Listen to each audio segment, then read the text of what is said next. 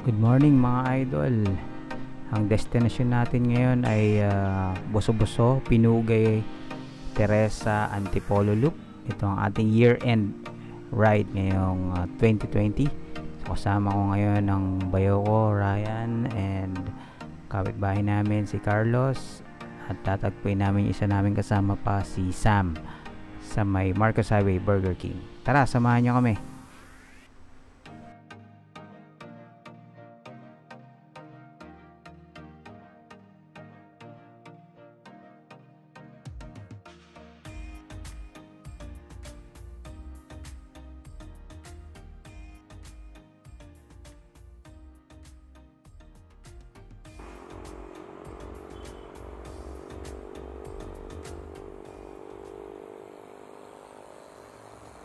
Yun. Sprint na. Baka na dyan si Sam.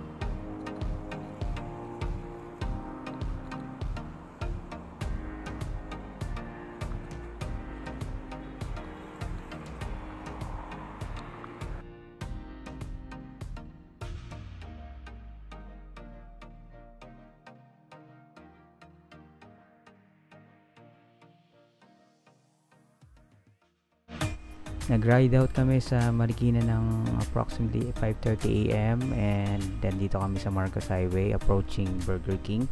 Dito namin hintayin si Sam. And marami din bikers ngayon kasi holiday today. It's December 30, Rizal Day. So ride safe mga kabadyak. Hintayin namin si Sam dito. A few moments later. Ayan, kasama na namin si Sam. So, dire-diretso na tayo. Samahan nyo kami.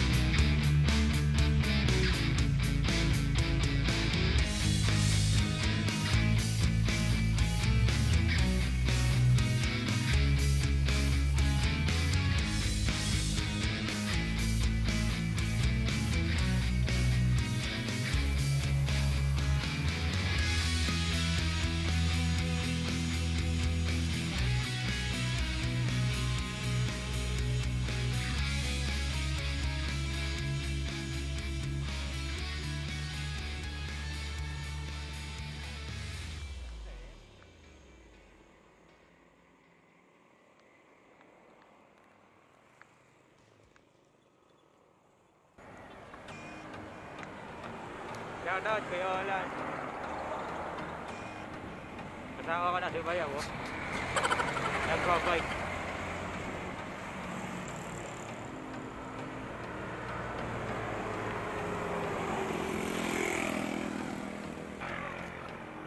Shoutout kay Bayaw Olan. Baby Zach. Baby Zach. Baby Paul. Sama ko. Sarap mag-bike.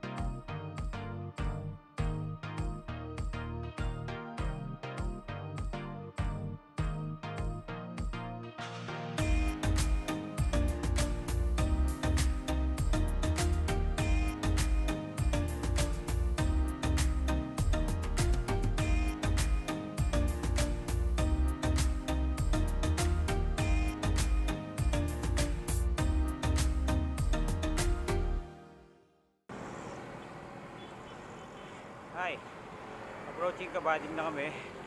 So mamaya iikot kami ng Teresa. Route namin Papinugay. So yan. Shout out ulit kay Keolan. Kay Koy, inindihan mo kami. Oh no!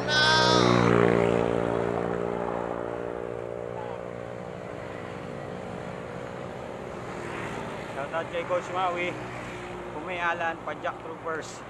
Maaraw ngayon. Ride say kumay ride kayo ngayon. Sarap magbike. Ang init na.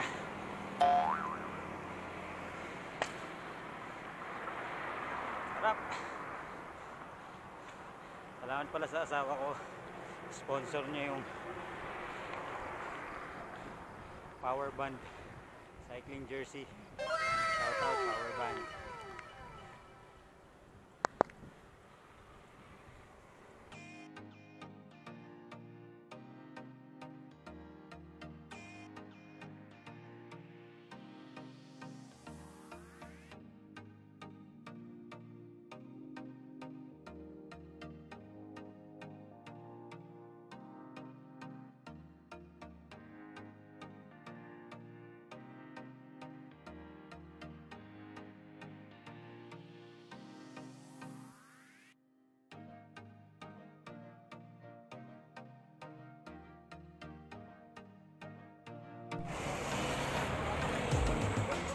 Okay, dito tayo ngayon sa Boto-Boto before mag-gel. So, pag nadaan kayo dito sa Kapili.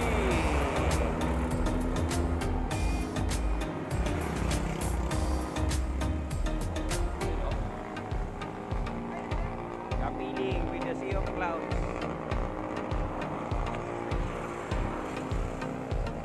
Ayan. Sea of clouds.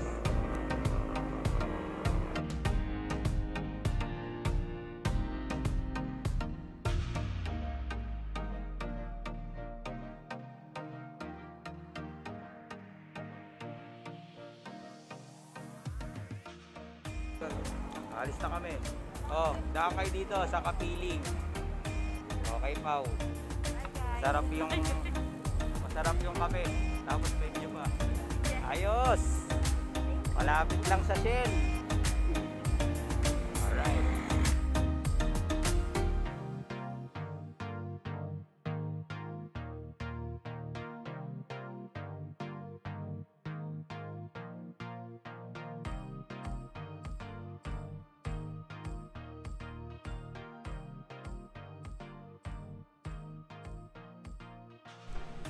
So ito, baba na kami ng Mang Bix para kumain doon. Then after that, sa Pinugay na kami iikot. And then labas namin Teresa. Then pabalik ng Antipolo, Sumulong. Then pauwi. So downhill ito. So enjoy nyo muna natin yung view.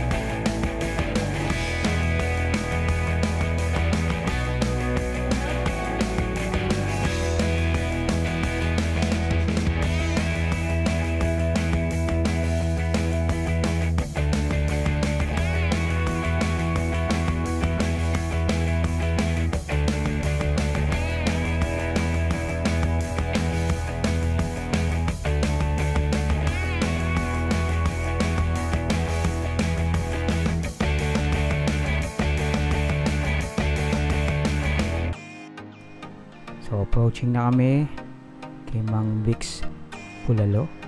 Kakain muna kami dito at saka kami ikot. So ayan. Bali dalawa na yung Mang Bix dito. So isa bago magtulay, tas yung isa lagpas pa din tulay. So dito sa kanan na ito, diyan kami dadaan mamaya sa Pinugay Road.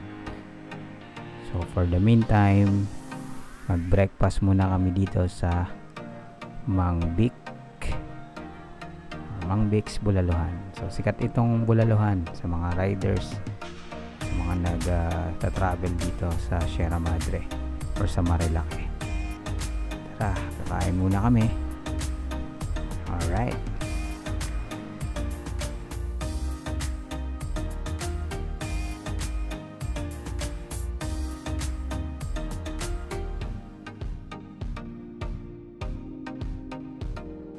Alright, kitang-kita, walang daya. Solved na solved kami. Sarap dito sa Mang Bix Bulalo. Sulit. So, ngayon, getting ready na sa Pinugay Road. Ang daan namin, pabalik ng Teresa, Antipolo. Tara, samahan nyo kami. Let's go!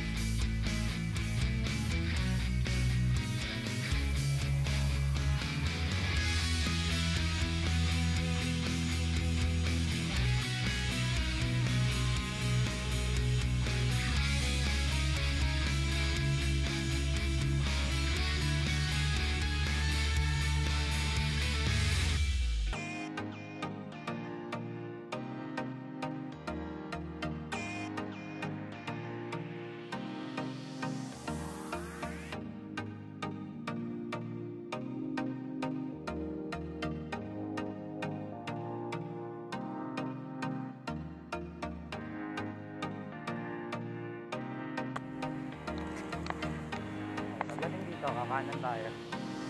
Tayong Teresa.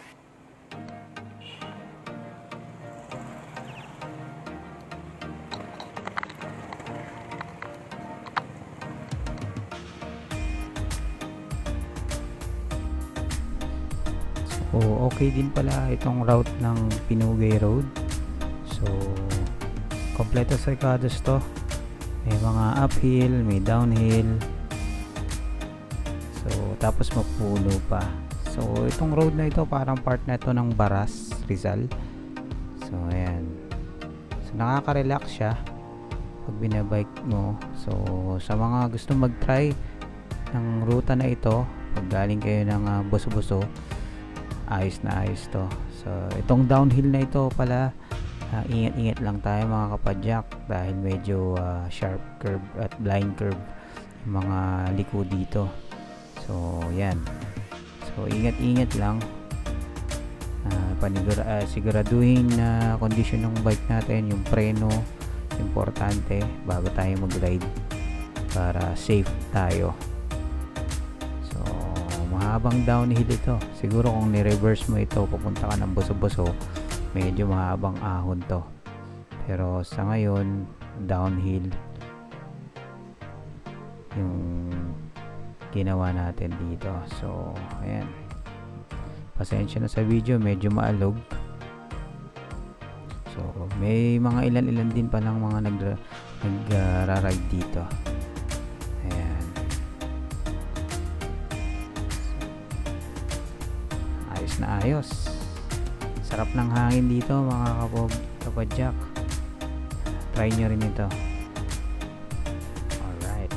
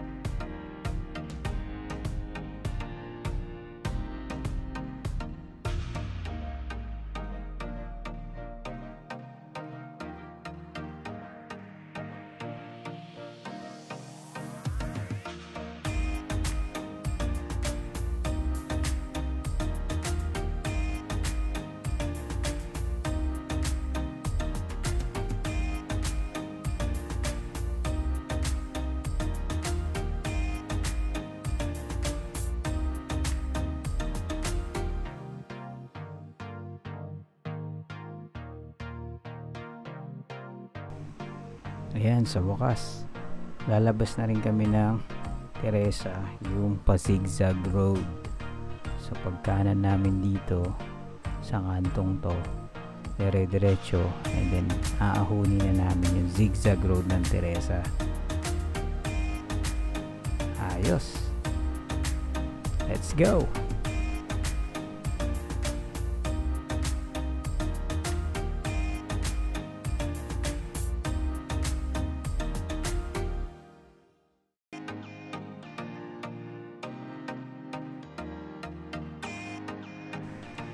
So ito na nga yung unang siko sa zigzag road ng Teresa. So tamang pacing lang tayo para maahon natin ito. So yan, may mga recovery naman dito, so makakaya na naman nating awinin to. At paalala mga kapadyak, may mga sasakyan dito. May mga truck din na dumadaan, so dyan lang tayo sa gilid para iwas aksidente. Ayan, dito tayo sa first floor ng Zigzag Road. Ayan, so medyo mainit na rin at pasado alas 9 na rin ng umaga, pero sulit ang ride namin. Ang saya. So medyo hindi pa tayo masyadong laspag, thank God, kesa nung inahon ko to nung galing akong Pililya. So medyo hirap din akong mahunin to, pero ngayon chill ride lang, ayos na ayos.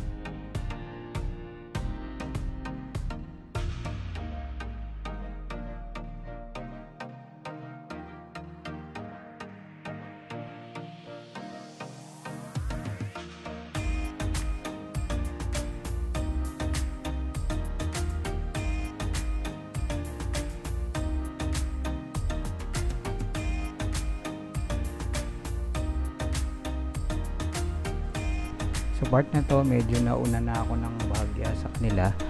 So yan, sa sikong yan yung merong overlooking. So marami nag-stop over dyan para mag picture. So banda dito nag-stop muna ako para hintayin sila.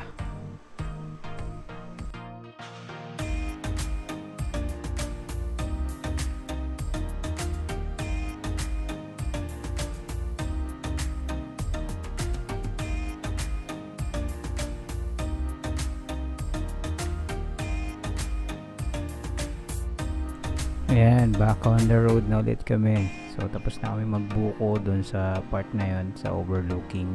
So medyo natagalan palang umakyat si Bayaw Ryan dahil pinulikat na pala siya sa baba pa lang ng bago mag zigzag road.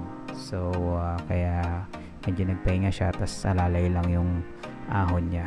So sa mga kapadyak, huwag natin kakalimutan mag-hydrate palagi para maiwasan natin yung pagpulikat. Pero sa case ng bayo ko, siguro medyo nabigla rin kasi ngayon lang din siya nakapag-ride na malayo-layo ulit. So ayan.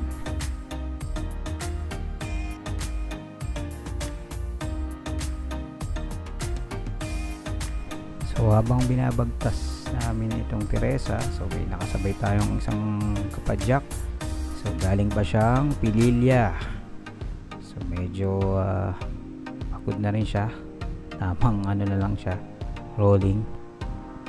Ayan, galing pa siyang Makati, si John ang pangalan niya. So ayan, natuwa ako kasi sa mga ganitong ride marami tayong mga nakikilalang bagong kaibigan. Ayan, so ayan, ayos na ayos ang experience. So medyo malayo pa yung uuwian niya, sa Makati pa siya. So ayan, kitang kita naman medyo pagod na rin dahil din sa init ng araw, pero malakas tong batang to.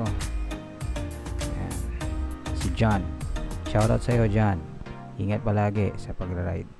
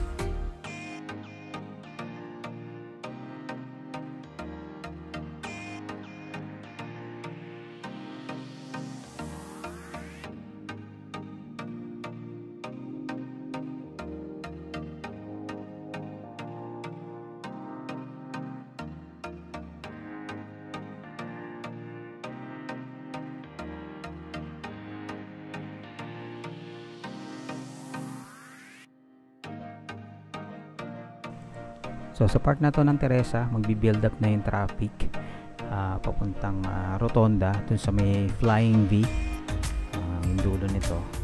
So ayan, so, mainit na din, mga alas 10 pasado na. So nauna pa rin ako sa kanila at maghihintay na lang ako dun sa may Flying V mamaya para sa sabay-sabay kaming bumaba ng Sumulong.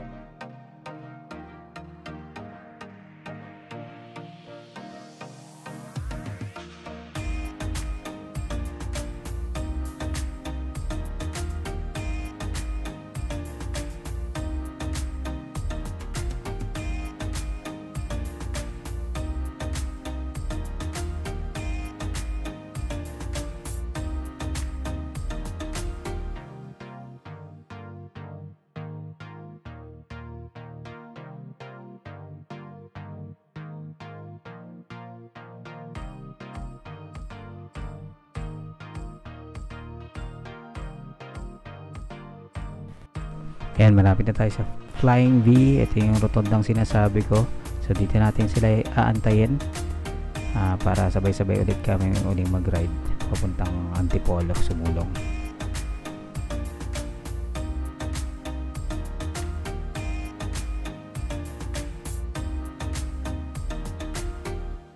A few moments later. So sa part na ito, nandito na kami tatlo sa Flying V, si Bayaw, si Carlos at ako. So si Sam na lang yung wala. Tapos nalaman pala namin na naputulan siya ng kadena banda dun sa may huling ahon galing Zigzag. So kinailangan kong balikan siya para tulungan at alalayan. So dito banda ko nakita si Sam. Ayan. So gaya ng sinabi ko, naputulan siya ng kadena sa huling ahon na ito. So medyo na pwersa at pumigtas yung chain niya. So tinry namin ikabit, pero unfortunately pagkakabit namin medyo epic, sa liwa pala yung kabit namin. So ang ginawa namin, inalalayan ko na lang siya, tinulak dahil downhill naman yung pababa papuntang Flying V. So dito ko natatapusin yung video, medyo nalobat na rin yung camera natin. Inabot din kami ng ulan pag uwi, pero nakauwi din kami ng safe as maging si Sam. So thank you for watching, God bless.